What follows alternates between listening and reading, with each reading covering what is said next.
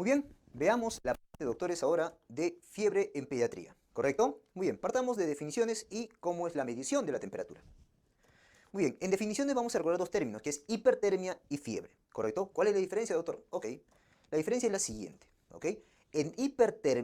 Partamos de fiebre, ¿ok? En fiebre, doctores, efectivamente es el aumento de la temperatura corporal, ¿ya?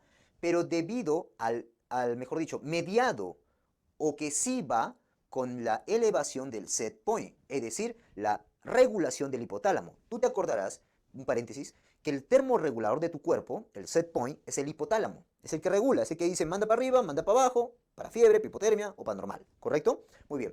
Tu hipotálamo, ¿ok? Está que dice acá, ¿sabes qué? Tienes que subir la temperatura, está comandando.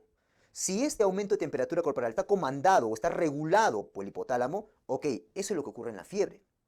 Y acá, como está regulado por el hipotálamo manda, pues, doctores, mecanismos. Van a existir acá mecanismos de pérdida de calor. Como por ejemplo, doctor, la vasodilatación. Como por ejemplo la sudoración. ¿Correcto? Muy bien. La eliminación por vapor. El aumento de la sed, por ejemplo. Ya. Eso, doctores, acá sí hay mecanismos de pérdida de calor. Si se da todo eso, por el aumento de la temperatura corporal, eso se llama fiebre. Ya. Pero en la hipertermia también es el aumento de la temperatura corporal, ¿ya? Pero acá no está actuando el hipotálamo. El hipotálamo se mantiene normal, no hay cambios en él, ¿correcto? Por lo tanto, no hay, pues, doctores, mecanismos de pérdida de calor, ¿correcto? No va a tener ese famoso, los escalofríos, por ejemplo, que se dan en la fiebre, ¿correcto? No va a tratar de desabrigarse, por ejemplo, no va a hacer vasodilatación, etc. No hay los mecanismos de pérdida de calor, ¿ya? Eso es la definición de hipertermia. Los dos igual aumentan temperatura corporal, por si acaso, ¿ya? Unos ejemplos de hipertermia son, por ejemplo, el síndrome neuroléptico maligno, el famoso síndrome de golpe de calor que se da en verano o en zonas de alta temperatura. Hipertermia maligna por anestésicos es otro ejemplo. Por cierto, doctores, recuerda que la fiebre, la definición de fiebre, ¿ok? Es de acuerdo a la edad, ¿ya? Miren, me gusta esta definición de edad. Para menor, de recién nacidos a menor de 3 años, mayor o igual a 38 grados Celsius. Y para mayor igual o mayor de 3 años, mayor de 37.8, mayor o igual a 37.8 grados Celsius. ¿Correcto? Esto está en el UpToDate y está descrito por otras guías. ¿Correcto? Perfecto, muy bien. Entonces ya vimos la diferencia entre hipertermia y la diferencia entre fiebre. Ahora, la medición. ¿Cómo llego a medir la temperatura, doctor? Ok, la temperatura va a depender la medición de acuerdo a la edad del paciente. Y dependiendo de la edad del paciente, qué tipo de dispositivo o el lugar donde va a tomar la medida. Obviamente, la medida ideal, teórica, doctores, viene a ser la temperatura rectal. Es la más fidedigna. Si alguien te pregunta, ¿cuál es la temperatura o el tipo de medición más fidedigno de la temperatura corporal? En primer lugar, apúntalo, temperatura rectal. Segundo lugar, temperatura vía oral. ¿Correcto? Y la otra, axilar. En ese orden sería. ¿Cuál es el que mide fidedignamente la temperatura? Por eso en las definiciones te ponen ahí al final, idealmente rectal, ¿ya? Pero una cosa es que yo te diga la fidedigna, la mejor, por decirlo así, y otra cosa es cuál, doctores, es la usada o la recomendada. La recomendada es la que te voy a decir acá, ¿correcto? Esto la guía NICE. Según la guía NICE, doctores, menciona lo siguiente. Para menores de 5 años de edad, doctores, para menores de 5 años, la temperatura rectal y la temperatura vía oral, ¿correcto?, están contraindicadas, ¿ok? No se recomienda para menores de 5 años, no se recomienda. Oiga, doctor, entonces, ¿qué hago ahí? Según la guía NICE dice lo siguiente. Si este menor de 5 años tiene además menos de 4 meses, o sea, neonato, hay que usar temperatura axilar. Esto de acá, ¿correcto? Y es la electrónica axilar, mejor dicho. Electrónica axilar. Pero si tiene entre 4 meses a 5 años, ahí tengo opciones. La electrónica axilar, la química axilar o la infrarrojo timpánica. Estas tres opciones tengo yo. ¿Ok? Doctor, ¿por qué si bien la rectal es la más recomendada? Bueno, porque obviamente en primer lugar es la incomodidad de usarla. ¿Correcto? Es incómoda, a nadie le va a gustar que le ponga un termómetro al recto. ¿Estamos de acuerdo? Muy bien. Lo segundo, que puede generar lesiones en el recto. ¿Ok? En el modo de uso. Lo otro es la oral. La oral, ¿por qué, doctor? Porque el bebé, obviamente, el menor de 5 años no va a colaborar. ¿Ok? No te va a decir, ah, ya, sí, ponme termómetro. No, va a agarrar, va a llorar y va a morderlo. Y si utiliza la química, por ejemplo, se va a intoxicar con mercurio. ¿Estamos de acuerdo? Se puede cortar, etc. Y tú al día siguiente a la cárcel. ¿Estamos de acuerdo? Muy bien, listo. Esto según la guía NICE. Ahora veamos, doctores, la fisiopatología. ¿Qué te parece? ¿Ya? Dentro de la fisiopatología de la fiebre hay tres fases. La fase prodrómica, la fase de enfriamiento y la fase de calentamiento. Esta es la traducción del inglés, por si acaso. ¿Ya? Prodrómica, enfriamiento y calentamiento. ¿Ok? Muy bien. En la fase prodrómica, doctores, ya, para que entiendas mejor esto, ocurre lo siguiente. ¿Ya? La fase prodrómica, estamos en prodrómica. Comencemos con esta primera fase. ¿Ok? En tu cuerpo, que el niño está sano, digamos que este niño está en su nivel de temperatura normal. Sigue por favor la secuencia, ¿ya? Está en su nivel de temperatura normal. Y a este niño llegan cosas extrañas al cuerpo, que en este caso serían cosas extrañas que estimulan para que genere aumento de temperatura. A esas cosas extrañas al cuerpo que generan aumento de temperatura se llama pirógeno exógeno, porque eleva la temperatura y son extrañas al cuerpo. Pirógenos exógenos, no sé, pues una bacteria, un virus, una toxina, no lo sé, ¿correcto? La cosa que llega al cuerpo. Esto es reconocido, ¿correcto?, por el sistema inmune del cuerpo, sistema inflamatorio del cuerpo, y va a producirte pirógenos endógenos, ¿correcto? Por ejemplo, doctor, ¿qué pirógenos endógenos? Por ejemplo, interleuquina 1. Interleuquina 1. Por ejemplo, interleuquina 6. Por ejemplo, TNF, factor de necrosis tumoral. Por ejemplo, INF, ¿correcto? Estos pirógenos endógenos, ¿ya? O sea, que también son sustancias que van a estimular el aumento de la temperatura, pero ya son producidas en tu cuerpo, ¿ok? Pirógenos endógenos. ¿Van a llegar a dónde? Van a llegar, doctores, hacia van a estar cercanos, van a actuar cercanamente al hipotálamo, y acá, cercano al hipotálamo, van a desencadenar la producción de prostaglandina, ¿correcto? Que en este caso es la prostaglandina E2. Y esta prostaglandina E2 es el principal estimulante de la subida de temperatura, es el principal estimulante de la subida de temperatura ¿de quién? Del hipotálamo, de tu set point. Entonces, si alguien te pregunta, ¿quién es el principal estimulante del hipotálamo para que suba? Es la prostaglandina E2, ¿correcto? Muy bien. Ahora, esta prostaglandina E2, doctores, que llega al hipotálamo, ¿qué le dice?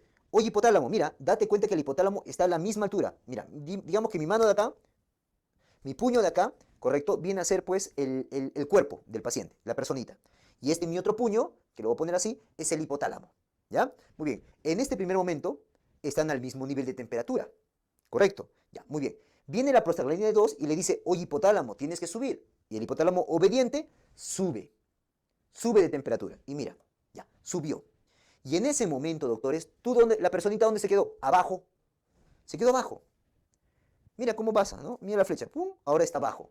Comparado con tu hipotálamo, ¿tú dónde estás? Abajo, doctor. Como estoy abajo, comparado a tu hipotálamo, ¿tú cómo estás? ¿Con mayor, igual o menor temperatura? Con menor temperatura. Tu cuerpo todavía no se autorregula, está con menor temperatura. Por eso tu cuerpo siente frío. Entraste a la segunda fase, la fase de enfriamiento, en la cual el cuerpo siente frío y ¿qué hace? Comienza a titiritear. El primer mecanismo de generación de temperatura en el humano adulto, ¿cuál es? O en el niño y adulto, ¿cuál es? Mecánica. ¿Qué hace? Uno, los titiriteos, los movimientos. Dos, hace la vasoconstricción periférica. Y tres, las manos se ponen frías. ¿Correcto? Mejor dicho, hace la vasoconstricción periférica, por eso las manos se ponen frías. Y tres, busca abrigo. Se encorva en sí mismo y busca abrigarse. Esas tres medidas compensatorias son las que vas a ver acá. Por eso la postura del paciente. Nuevamente te repito, el hipotálamo como está arriba y tú estás abajo, tú estás con menor temperatura que el hipotálamo. Sientes frío por eso. ¿Correcto? Y por tanto, ¿qué haces? Mecanismos para retener calor. ¿Qué haces? Vasoconstricción periférica, por eso las manos se ponen frías y pálidas. Buscas encorvarte en ti mismo, buscas abrigo. Y tres, doctores, los titiriteos, los movimientos que haces. ¿Ok? Muy bien. Llegará un movimiento, doctores, en que tu cuerpo se va a regular y subes. Subes a la altura de tu hipotálamo. ¿Ok? Pero tu hipotálamo dice, oye, no podemos estar acá arriba. Ahora tengo que bajar. El hipotálamo baja y ahora que el hipotálamo ha bajado, tú te quedaste arriba. Mira, tú estás arriba y tu hipotálamo bajó. Ahora te pregunto, tú, con respecto, mira, tú. Con respecto a tu hipotálamo, ¿tienes mayor, igual o menor temperatura? Doctor, tengo mayor temperatura. Como tengo mayor temperatura, siento más calor. Esa es la tercera fase, la fase de calentamiento. ¿Y ahí qué hago? Otros mecanismos. ¿Qué mecanismos? Tres mecanismos también. De lo que estabas encorvado, ahora te liberas. Buscas desabrigarte. te pones más erguido. 2, las manos ahora se ponen rojas y calientes. ¿Por qué? Porque vasodilatación, porque hace vasodilatación periférica. Y 3, doctores, ¿no? Ya no estás en movimiento, calmas tu movimiento. Te das cuenta de los mecanismos, ¿ok? Luego, obviamente, llegará un momento en que tu cuerpo bajará. Y al bajar, si te das cuenta, llegas al momento en el cual comenzaste. Esas son las fases de la fiebre: prodrómica, enfriamiento y calentamiento. ¿Ok? Nunca has escuchado cuando atendiste a un paciente, ¿no? O viste un paciente, una mamá con su hijito, y la mamá que te dice: doctor, atiende a mi hijo porque sus manos están frías, tiene fiebre. La mamá sabe que está en la fase de enfriamiento. La mamá te está enseñando, sí, doctor, está en la segunda fase fisiopatológica de la fiebre, la fase de enfriamiento, porque sus manos están pálidas y frías, doctor. Así te dice la mamá. ¿Ya? Lo otro, patrones de fiebre. Y acá, doctores, quiero que recuerdes 5 patrones de fiebre que se pueden dar. ¿Ya? Miren, vamos a ver la fiebre intermitente. Intermitente, correcto. La fiebre recurrente. La fiebre ondulante, correcto. Y voy a cambiar de colorcito. Esta. Continua y remitente. Doctor, ¿por qué lo cambié de color? Ahorita te explico por qué. Estas 3 primeras tienen algo en común. ¿Cuál es el común de las 3 primeras, doctor? Ah, que su temperatura sí llega en algún momento a la normalidad durante todo el episodio de la infección o de la fiebre. Pero en cambio, en esta de acá, no llegan a la normalidad. Siempre se mantienen arriba. ¿Ya? Obviamente tomando como punto de quiebre la temperatura de 37 grados. ¿Ya? Esta línea de acá. ¿Ya? Digamos que esta es la temperatura normal. ¿Ya? Muy bien. Ahora sí, ¿qué es lo que pasa en la intermitente? ¿Ya? En la intermitente, doctores, es esto de acá. Paj, paj, paj, paj. ¿Se dan cuenta? Es subida, es como picos, ¿no? Algo así como picos, intermitente. En la cual, doctores, acá hay periodos cortos de fiebre y periodos cortos sin fiebre. Estos periodos cortos de fiebre y sin fiebre duran menos de 24 horas. O sea, sube, baja, sube. Con la justa es un piquito de temperatura, pero que una temperatura alta, pero que no dura más de 24 horas. Dura menos de 24. Luego viene un periodo sin fiebre que también dura menos de 24 horas. Y luego viene otra vez la fiebre. Y que llegan a rango de normalidad. ¿Ok? Muy bien. Doctor, ¿cómo es la recurrente? Ah, es aquella en la cual, como si fuera una meseta. Acá te das cuenta que ya abarca más columnitas, ¿no? Esta es aquella fiebre que tiene periodos más largos de fiebre y periodos más largos sin fiebre. Estos periodos de fiebre y sin fiebre duran más de 24 horas, ¿correcto? Y si te das cuenta, si llegan a rango de normalidad. En la ondulante es aquella que sube, sube, sube, sube, sube, sube, baja, baja, baja, sube, sube, sube, sube, baja, baja, así sucesivamente. Es aquella en la cual la temperatura sube y baja, ¿correcto? Y que si llegan a la normalidad. Esa es la ondulante. ¿Ok? Doctor, ¿cómo es la continua y la remitente? Ya. La continua es aquella que se da de esta manera. Hace variaciones de temperatura, pero siempre están por encima de la normalidad. ¿Correcto? Y acá, doctor, acá también hay variaciones que siempre están por encima de la normalidad. ¿Cuál es la diferencia, doctor? Ah, en que esta, de acá hasta acá, la variación que tiene es una variación menor a 1 grado Celsius. Y esta variabilidad, esta de acá, es mayor a 1 grado Celsius. Esa es la diferencia entre continua y remitente. ¿Ok? Muy bien. Y los antiguos semiólogos, pues, ¿qué decían, no? Dependiendo de la curva de la fiebre. Ahora ya nadie hace eso, ¿no? O pocos hacen. Los antiguos maestros nos enseñaban así, ¿no? La ondulante, por ejemplo, de brucelosis. La continua, por ejemplo, ¿cómo se llama? De fiebre tifoidea. La recurrente, por ejemplo, de malaria, ¿no? La terciana, las cuartanas, ¿no? La intermitente de los abscesos de repente, y así, ¿no? Bueno, eso es los antiguos semiólogos, pero no vaya a ser que te pregunten, ahí está la información, ¿ya? Muy bien. Tratamiento. En tratamiento, doctores, lo primero que tienes que hacer es medios físicos. Es decir, bañarlo con agua no fría ni caliente, con agua tibia, ¿correcto? Por 15 a 20 minutos que esté chapoteando ahí el bebé, en un cuarto con puertas y ventanas cerradas. Luego de esto, si en la clave no hay medios físicos, pasas a los antipiréticos. Y los recomendados, según el Pediatrics, son paracetamol e ibuprofeno. Paracetamol también conocido como acetaminofén. ¿Ok? Muy bien. ¿Qué quiero que te acuerdes de esta? La dosis, por lo menos. Que tú muy bien lo sabes. 10 a 15 miligramos por kilo por dosis. Y en ibuprofeno solemos utilizar 10 miligramos por kilo por dosis también. Recuerda la dosis máxima. Pregunta de examen. 75 miligramos por kilo por día. Y la de paracetamol, discúlpame, ibuprofeno, 40 miligramos por kilo por día. ¿Cada cuánto tiempo le doy esta dosis que estoy calculando? Cada 4 o 6 horas para paracetamol y cada 6 u 8 horas de ibuprofeno. Ahora, las características de la bajada de temperatura, ¿cómo son? Tanto ya sea de paracetamol o de ibuprofeno, tienen las mismas características. Van a bajarte la temperatura en 1 a 2 grados Celsius. Van a iniciar su bajada de temperatura dentro de la primera hora. Y van a bajar el pico de temperatura es entre la tercera y cuarta hora después de darle la dosis. O sea, por eso le decimos a las mamás, pues que se esperen, que aguanten. Me dicen, ya le di doctor y no baja. ¿Hace cuánto? Hace 10 minutos. Espere, pues señora, recién va a iniciar en la primera hora y su pico es a la tercera, cuarta hora de la bajada de temperatura. Mientras tanto hay que bañarlo. ¿Correcto? Muy bien. Ese es el tratamiento para simples fiebres, por favor. Otra cosa que tienes que tener en cuenta, doctores, es lactante febril. ¿Ya? Y lo clásico es esto que te voy a enseñar. Y luego te voy a enseñar lo actualizado, ¿ya? Lo más nuevo. Miren, en lactante febril, doctores, ¿ya? Vamos a clasificar a los pacientes en menor de 28 días, de 29 a 90 días y mayor de 90 días. Doctor, ¿por qué es importante clasificar así en los lactantes? Lo que pasa, doctores, es que los lactantes, a diferencia de los niños grandes, de los adolescentes, de los adultos, que ya tienen su inmunidad bien desarrollada, ellos, doctores, no la tienen. No tienen la inmunidad muy desarrollada. Todavía está en pleno desarrollo. Por lo tanto, tienen alto riesgo de cualquier infección, por pequeña que sea, se puede volver una infección importante, severa, que tranquilamente lleve a sepsis y a muerte del paciente. Por más que sea un paciente sano. Y además, esa es una razón. La otra razón está porque por ser un lactante no te comunica nada. Él no te va a decir, sí, doctor, vengo porque me siento mal ya varios. No, el bebé no se comunica. A lo más va a llorar, va a hacer su fiebre, pero nada más. O sea, por ser un pequeño que no se comunica, este lactante puede pasar desapercibido una infección severa. Es por esos dos grandes motivos, doctores, que es importante tener el tema lactante febril, para saber qué hacer con los pacientes. Los pediatras se han puesto a pensar eso. ¿Qué hacemos con estos pacientes que tienen alto riesgo de infecciones y que además no nos van a comunicar y puede por ahí solaparse una infección grave? Han dicho, hay que crear algoritmos. ¿Ok? Y acá te voy a enseñar unos algoritmos que utilizan algunos scores, como son Rochester, como son el Yale. ¿Ok? Y luego te voy a decir los algoritmos más actuales. Bueno, que son más complejos, por cierto.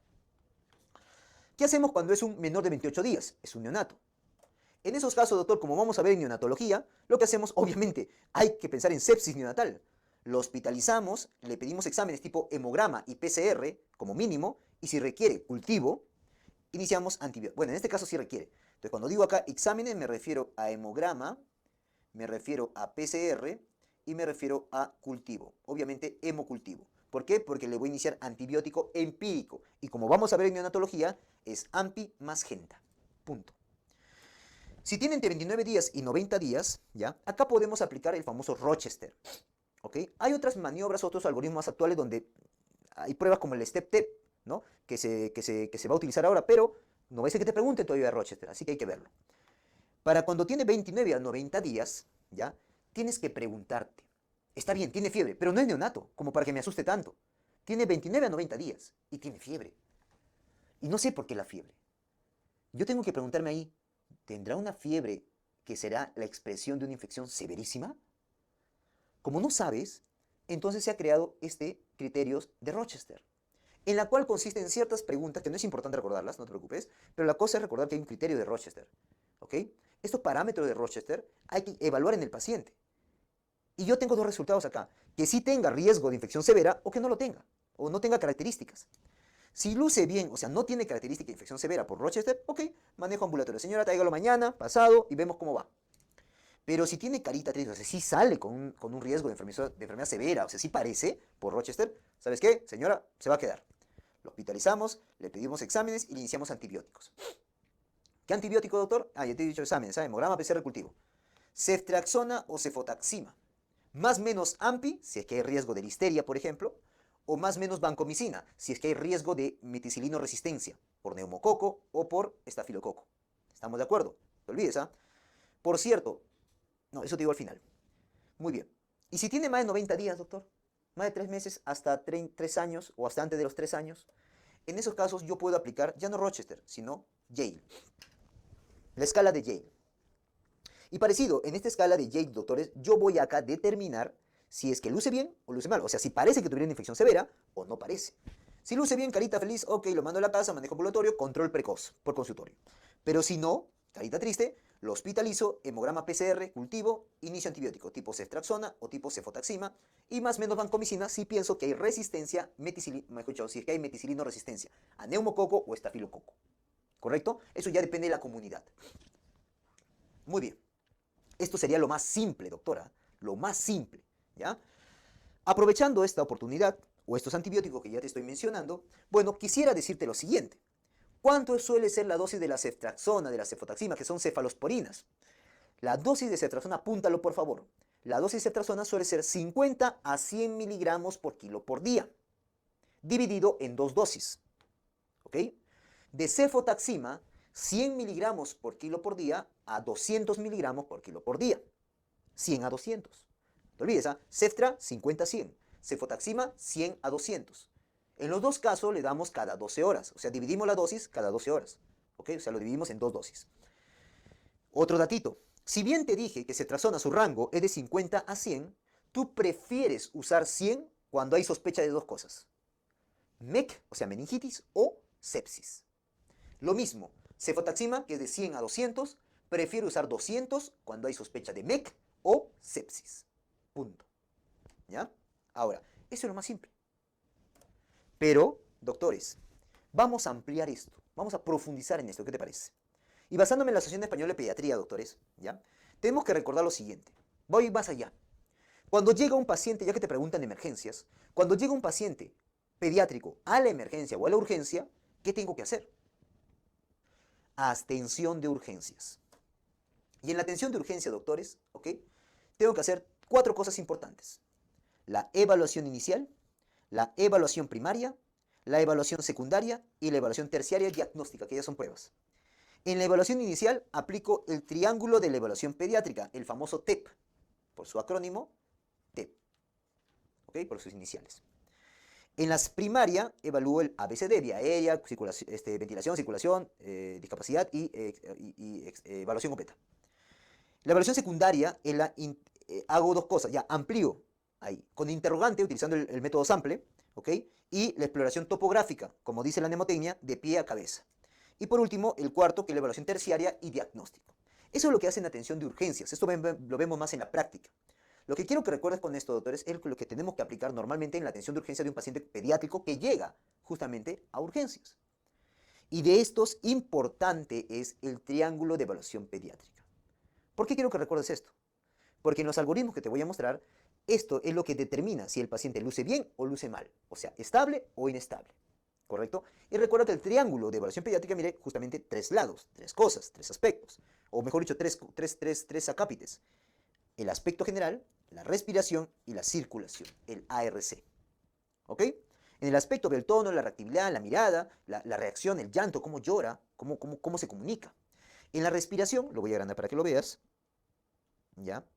En la respiración, yo veo el trabajo respiratorio, veo si hay ruidos agregados o que se pueden escuchar así a simple vista. Y en la circulación veo la coloración del paciente. Si está pálido, está cianótico, está con cutis marmóreo, livideces, reticular de repente, etc. ¿Ya? Con estas 3 cosas yo rápidamente determino la estabilidad de mi paciente. ¿Ya?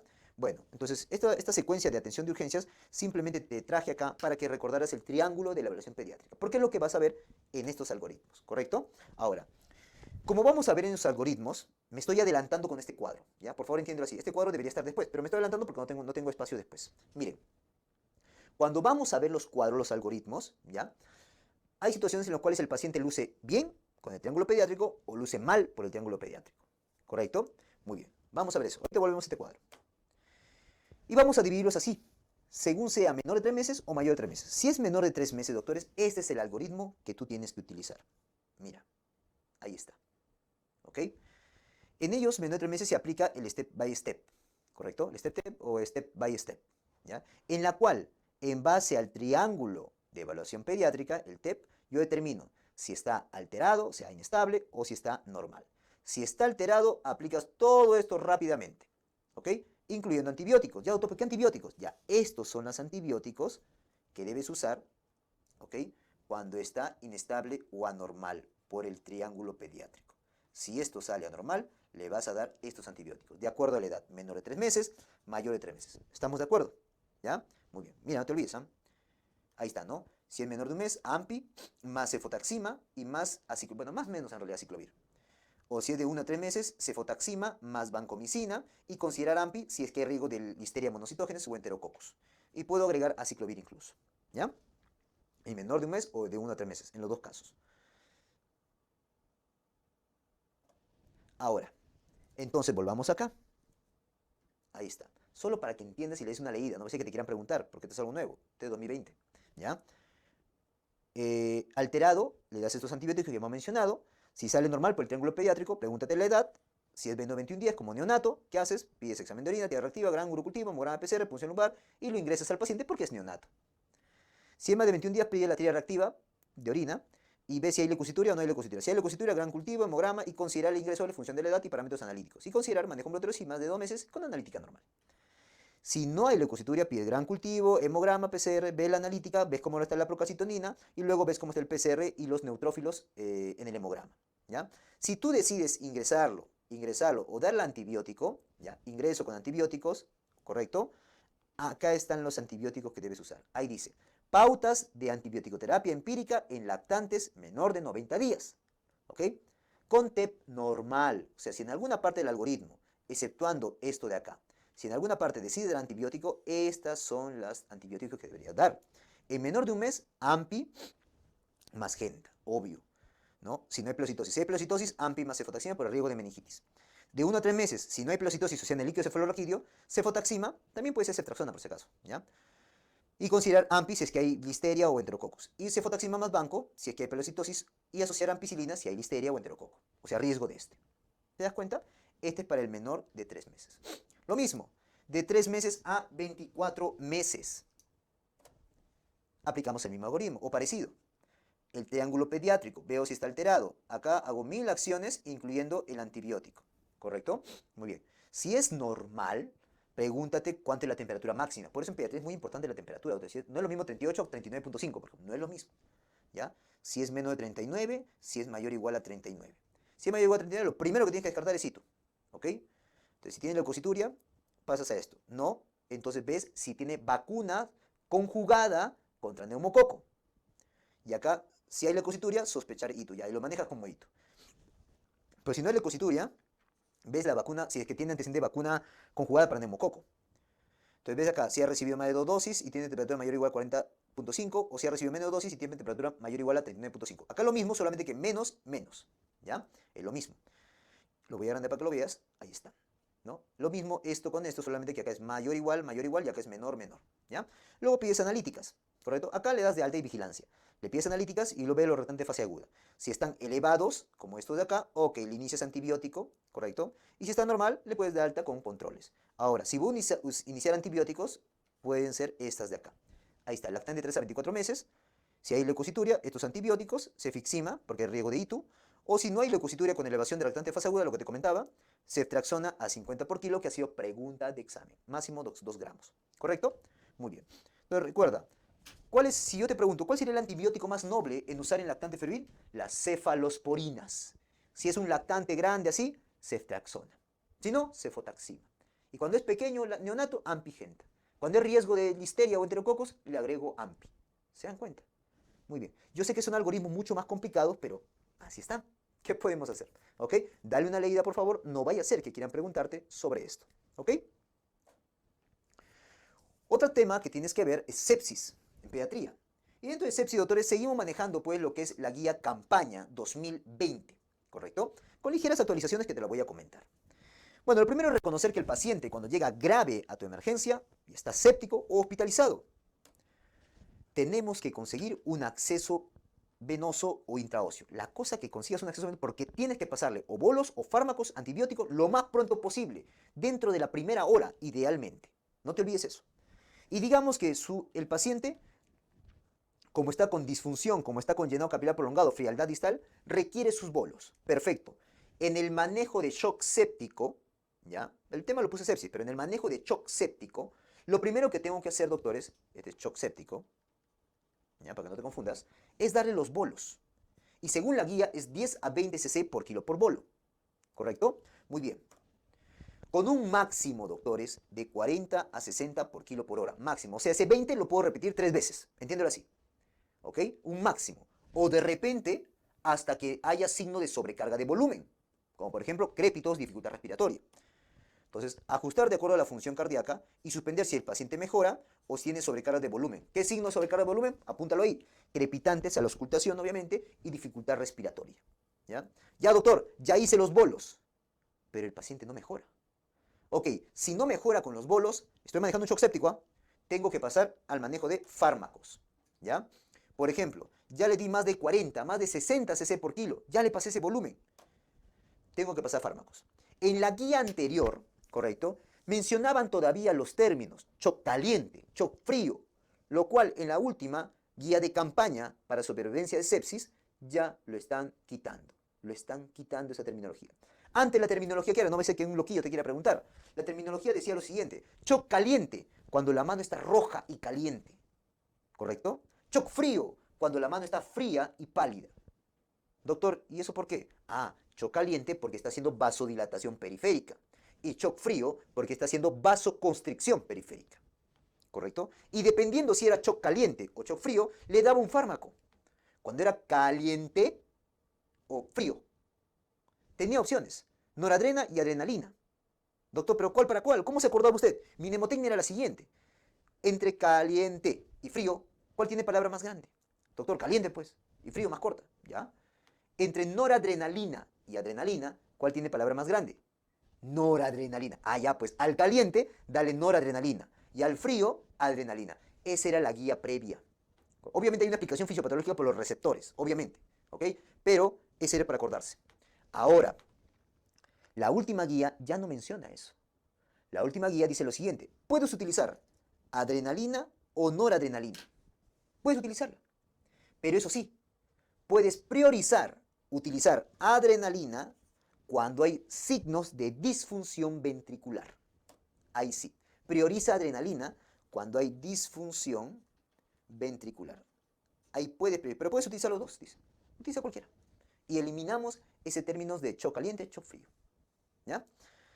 Idealmente, como te dije, iniciar antibióticos dentro de la primera hora, la hora de oro, ¿correcto?